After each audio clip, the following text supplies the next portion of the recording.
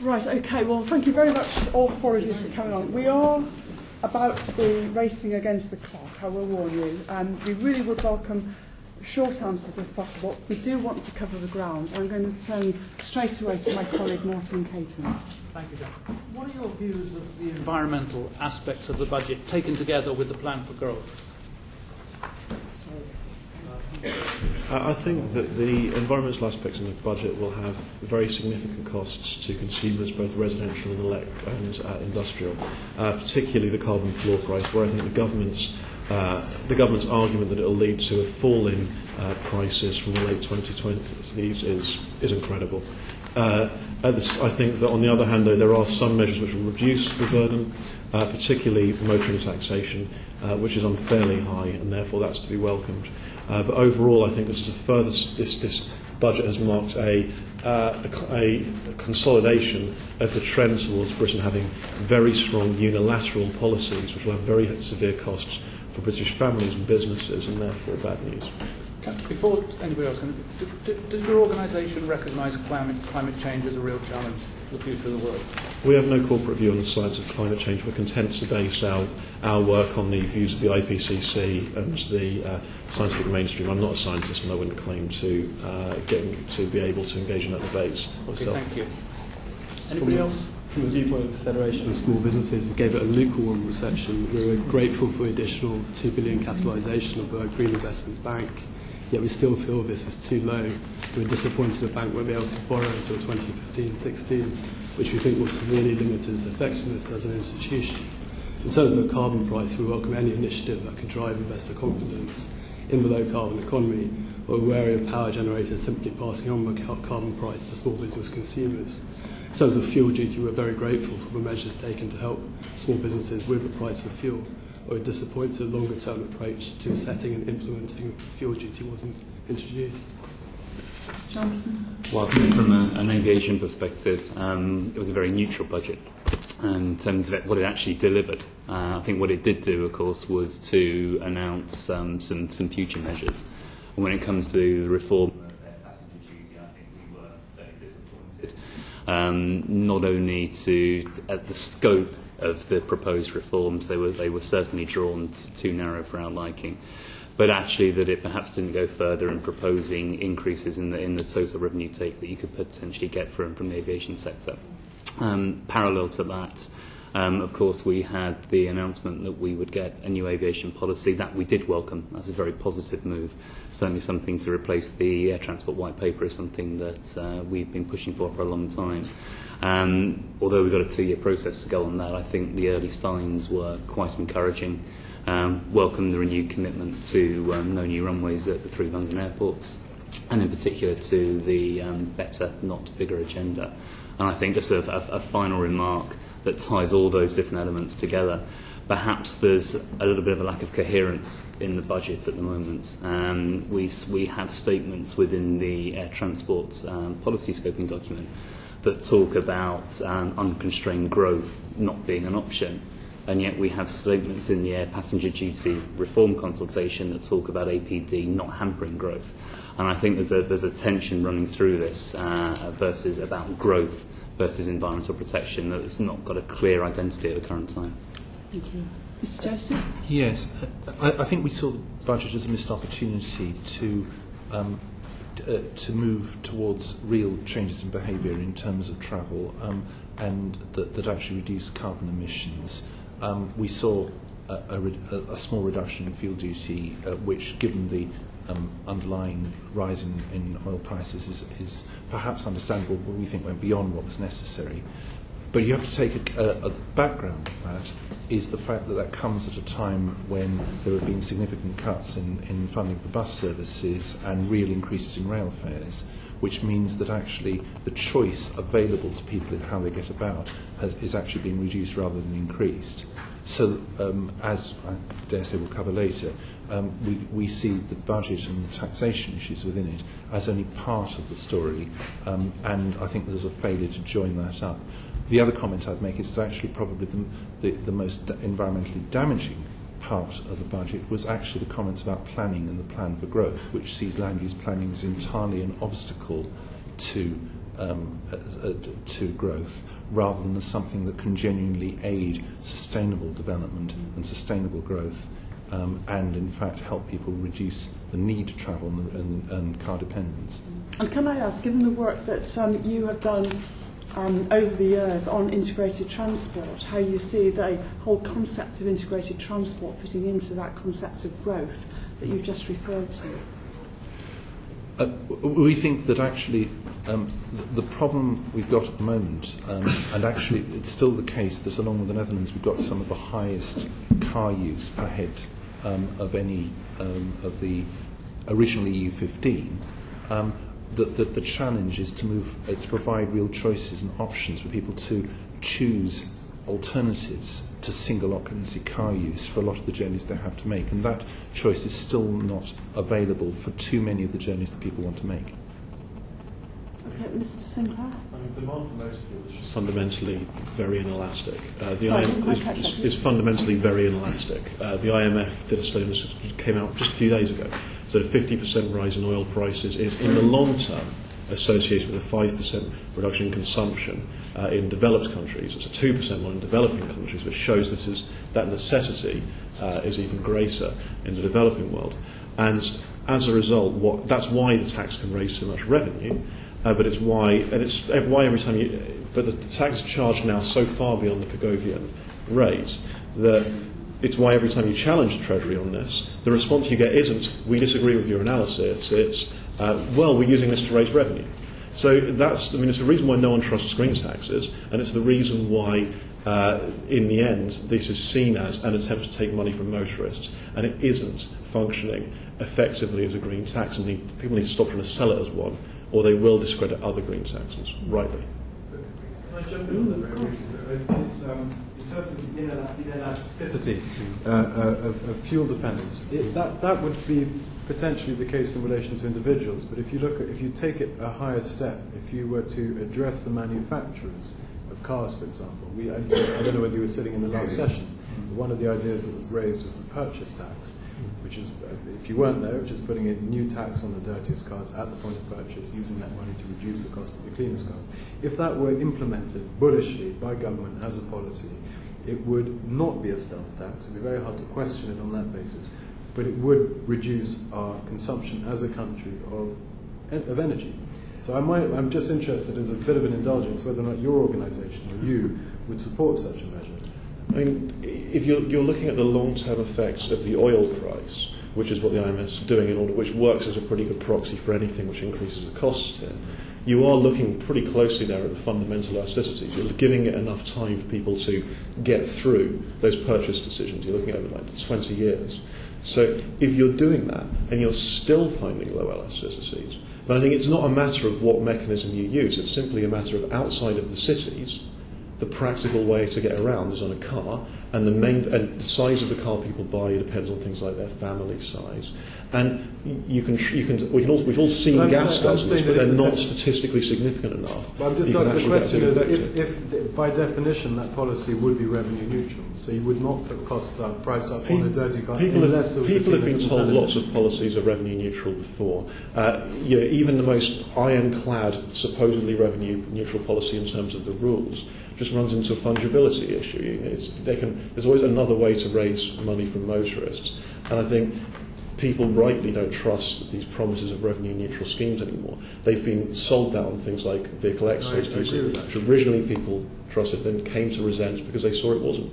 No, I agree with that. Just one last question is, I absolutely agree with that, and that people don't trust green taxes because there aren't that many of them, and quite often it is an excuse of sort of mugging dressed up in green clothes, and I think that's correct. But my question is, if it was revenue neutral, would you support that kind of measure? Because it seems to me there is a blockage there, and I'm trying to understand what it is. I don't know what it is that's preventing the government from jumping, and I think it's a fear of the tabloids. I think it's a kind of pig-headedness within treasuries historically, but it doesn't make sense because it's not a stealth tax. It is by its definition revenue neutral, and it doesn't deny people the kind of choice that your organisation has been standing up for.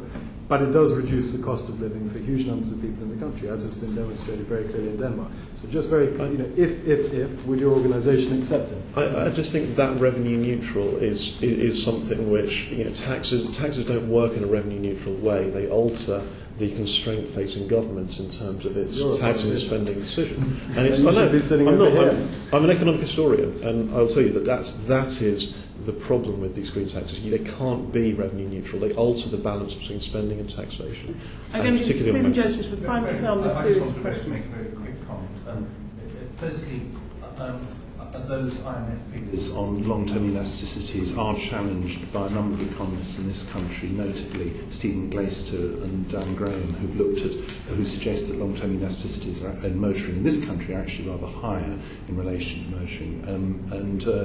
And the feedback I would strongly support, and our evidence actually to the committee has supported what was known as the fee-based scheme as a means of shifting behaviour of manufacturers and giving incentives for people to buy the greenest car in class, which can be a very large car and can be a very small car, depending on what their needs are. So I don't think it necessarily affects people's fairness of decision in the way that, and travel in the way that Mr. Sinclair implied. So I think there's more potential than perhaps has been implied of those kinds of taxes in terms of changing behaviour. Okay, Neil Carmichael. Do you think that the reduction in fuel duty by 1 penny was a sort of the right balance, given the cost to households and businesses as opposed to the need to tackle climate change? You've had a stab at this already, but the other three haven't. I think with the price of an unleaded litre of petrol at £1.30, the government was right to help small businesses with the price of fuel.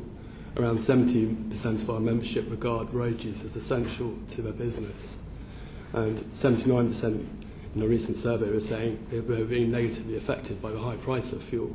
62% were saying they're having to increase prices due to the price of fuel, and 1 in 10 were saying they're considering laying off staff due to the high price of fuel.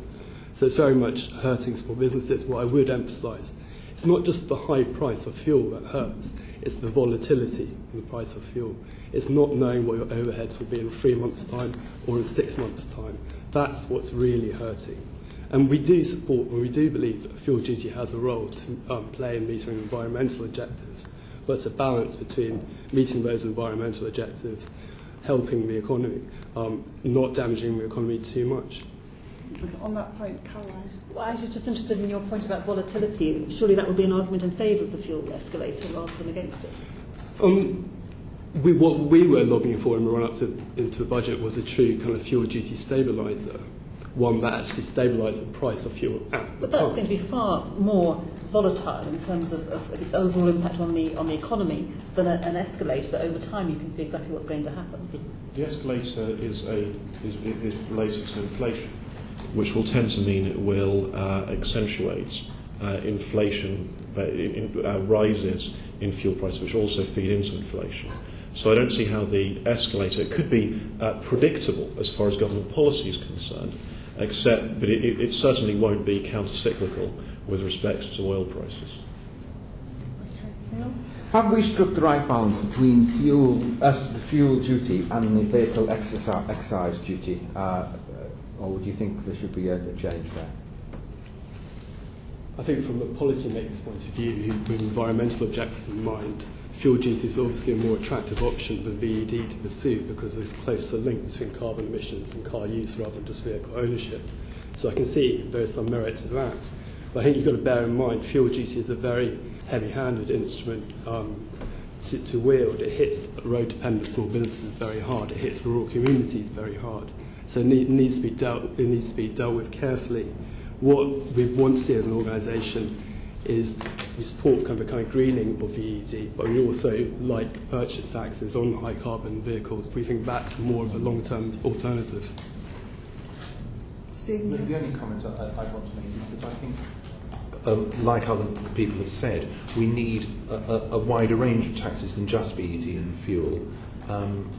For example, for freight, which I'm sure many of Mr Wood's members are big users of freight, we're one of the very few countries in Europe that don't have some kind of distance-based charge for lorries. And that is used as a means of providing much more targeted support for domestic hauliers in places like Germany, for instance. And to give signals about, for example, buying green lorries and things like that. So for freight, which has been a sector that's been shouting very loudly about the impact of high fuel prices, actually the use of the lorry road user charging scheme, and what the government's proposing at the moment is a simple vignette scheme, which isn't the same thing, but a distance-based charge scheme combined with other taxes could actually provide a lot more targeted support and create incentives for greening freight, which is after all a very large proportion actually of UK transport CO2 emissions. And similarly, things like purchase tax, use of company car taxes, and things like that could be used as means of more targeted approaches to changing behaviour and purchase of vehicles. So essentially, you'd like to see us much more sophisticated in the way in which we formulate tax for, say, engines which have high emissions and so on. Sorry to keep it. I disagree with that on the basic grounds that you'll wind up with the problem you have in the energy sector, which is to try and ameliorate the impacts on individual group after individual group, and then in the end the back gets broken of consumers, of the ordinary consumers and people with middle incomes who can't be sort of bailed out as a specific group. And fundamentally, fuel duty has just got to such a stage where the people who are most suffering because of it aren't just ordinary motorists. There's no sort of, you can find individual groups who are being particularly affected, but getting in there and complicating the tax system further, creating more and more sticking plasters, I don't think we'll deal with the fact fuel duty is just too high.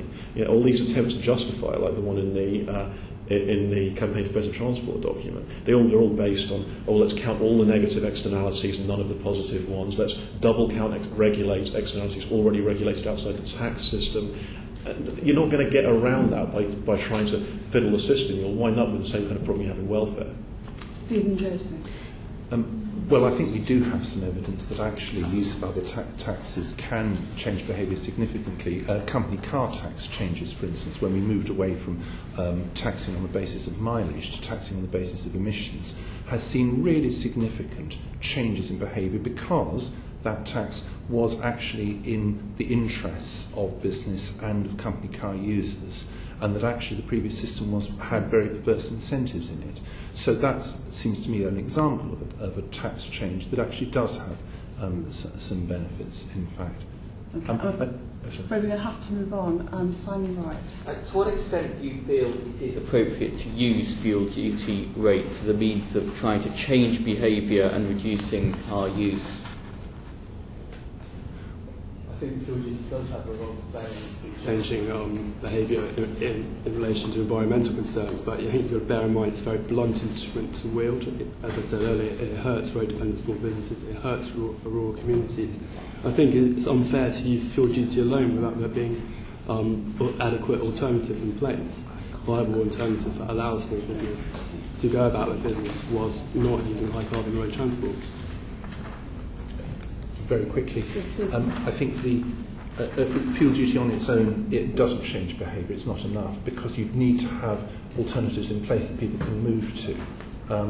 And unless fuel duty is part of a much wider package, which includes, as my friend from TaxPayers Alliance said, includes regulation and includes funding for alternatives, then it will not change behaviour. Behaviour will remain inelastic. The good news is that there's good evidence that providing those alternatives does change behaviour in quite significant ways. And we've seen that not just with London and congestion charge, but also with the sustainable travel towns, which have seen where in Darlington and St Peterborough we saw reductions in car use of around 10% or more.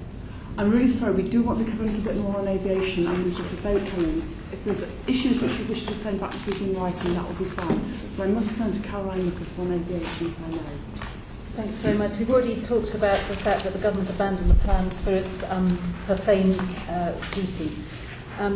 In so doing, they said basically that the EU ETS would be the principal mechanism for reducing CO2 emissions from aviation. Do you think that that approach will cut demand and emissions sufficiently? I don't think the ETS on its own, as it currently stands, will cut either demand or emissions, not to a significant extent.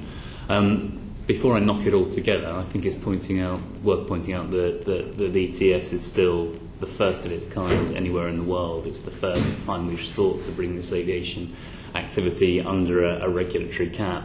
And of course there's potential in the future, if the politicians so wish, to move to full auctioning and toughen that target.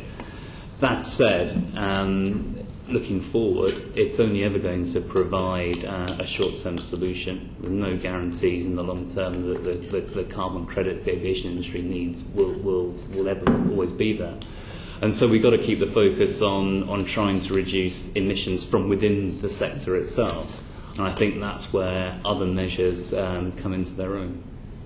Do you remember any of the figures around how much the emissions within the sector itself will come down under the EU ETS? Well, the Commission's own figures suggest that demand by 2020 would have reduced from a potential growth rate of 142% down to around 135 or 137. So the impact on demand is very, very small. Because that was done about 6 or 7 years ago, some of the more recent analysis and Standard & Poor have just come out with their own impact assessment, suggests that it will probably add about 7% to the cost of a tonne of fuel, and therefore the cost passed through to the passengers is probably going to be in the region of 2%. I think a model, if you run it through a model, will always show you an associated demand and emissions impact because it's always a linear relationship. I think in practice those sort of price rises are likely to have very little impact. I'd just say, the problem with the emissions trading scheme for this sector is that it magnifies the wider problems of the emissions trading scheme. So you have a fixed supply of allowances. Demand varies with economic demand and with the progress that people make on cutting emissions. Now, what that means is that as growth changes, politicians will continue to get the wrong supply of, and therefore the price will drastically rise or drastically fall. It's drastically fallen so far, but it could drastically rise next time. Aviation, you have a particularly volatile sector. In terms of demand. It's always been one which has swung with the economic cycle more than most sectors. And you're going to apply an emissions trading scheme which has a fixed supply of allowances. Therefore, it's going to further destabilise the overall emissions price. But the APD has no better record in terms of cutting emissions. There was a study which argued that the doubling of APD could have increased emissions because it was acting essentially to cause people to fly further, not less. Whether or not, I don't know, I personally think flying less should be an objective of government, but and it's also wildly unilateral. We've got a rate which is 10, 20 times on many journeys that in our neighbours. So I think that neither of these policies provides an efficient tool of cutting emissions. Okay, let me come to another one then, because the government doesn't anticipate that the proposed reforms to air passenger duty bandings will have an impact on emissions levels. Do you think that's a wasted opportunity? Well, I think our starting point is we don't actually see it as an environmental tax. I mean, we've long argued that there are very good reasons, and you went through in the earlier session, I won't take time to repeat them, about why the sector is undertaxed, and therefore APD goes a long way to addressing some of those concerns. There is beyond that a very considerable environmental impact that the EU ETS will not cover. At best, it partially covers the carbon cost. What it doesn't, of course, cover is the local environmental impacts and some of the other wider climate change costs. If you wanted to move down that route, then I think you would have to structure APD in a different way than it's framed at the moment to achieve that objective. Well, I think that we have been beaten by the bell, and I'm truly sorry. I think there are many issues that really we wanted to cover. I think I have to say, I don't think, because we're likely to have 2 votes now, that I'm going to be able to get a quorum to come back. So can I just say we really appreciate your time. We know how busy you are. We appreciate your written evidence. And if there are issues arising out of our session this afternoon that you think you haven't had a chance to put on the record, please do send that on to us. And thank you again for your time. Thank you.